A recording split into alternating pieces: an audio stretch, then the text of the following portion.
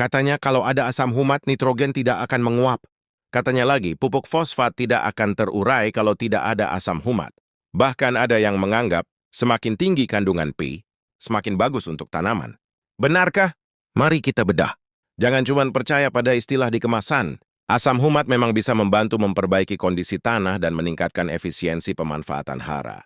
Tapi asam humat bukan lem yang mengunci nitrogen.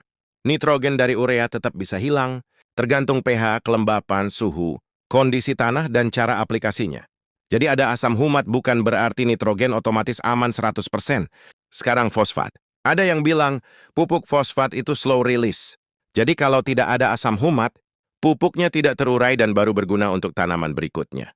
Nah, ini perlu diluruskan. Fosfat tetap mengalami pelarutan dan reaksi di dalam tanah, meskipun tanpa asam humat. Begitu fosfor sudah larut dan tersedia dalam larutan tanah, tanaman sudah bisa mengambilnya. Pada padi, fosfor justru penting sejak fase awal pertumbuhan. Jadi kalau pupuk fosfat diberikan di awal, bukan berarti tanaman harus menunggu berhari-hari atau menunggu musim berikutnya untuk memakainya. Dalam kondisi tanah yang mendukung, fosfor yang tersedia bisa mulai diserap sejak awal setelah pupuk larut. Memang tidak semua fosfor langsung tersedia 100%. Sebagian bisa terikat atau mengalami fiksasi oleh tanah, makanya pH dan kondisi tanah sangat berpengaruh. Itulah alasan saya menempatkan fosfor lebih dominan di pemupukan awal. Misalnya skema pemupukan padi 8-18 dan 28 HST. 8 HST saya prioritaskan fosfor meskipun nitrogen tetap ada. Masuk 18 HST, kebutuhan tanaman mulai berkembang, sehingga NPK menjadi lebih seimbang.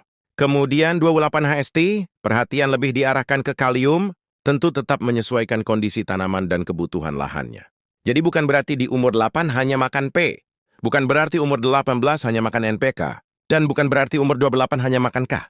Tetapi kita mengatur unsur mana yang lebih diprioritaskan sesuai fase pertumbuhan. Nah, sekarang muncul pertanyaan berikutnya. Kalau pupuk dasar fosfat sudah diberikan, apakah harus ditambah lagi pupuk P tinggi lewat semprot? Jawabannya tidak otomatis. Pupuk daun bisa menjadi pelengkap pada kondisi tertentu. Bukan sekadar mengejar angka P setinggi-tingginya. Karena pertanian bukan lomba siapa yang memberikan P paling tinggi. Yang kita lihat adalah kebutuhan tanaman, kondisi tanah, hara yang sudah diberikan, cara aplikasi, dan efisiensi biaya. Jadi asam humat bukan syarat wajib agar fosfat terurai. Asam humat juga bukan jaminan nitrogen tidak akan hilang. Dan P tinggi pada label bukan otomatis berarti tanaman membutuhkan P tinggi. Sekarang pertanyaannya, kalau pupuk dasar sudah memenuhi kebutuhan P, menurut kalian, apakah semprot P tinggi masih wajib? Silakan berdebat di komentar. Tapi bawa alasan dan hitungannya.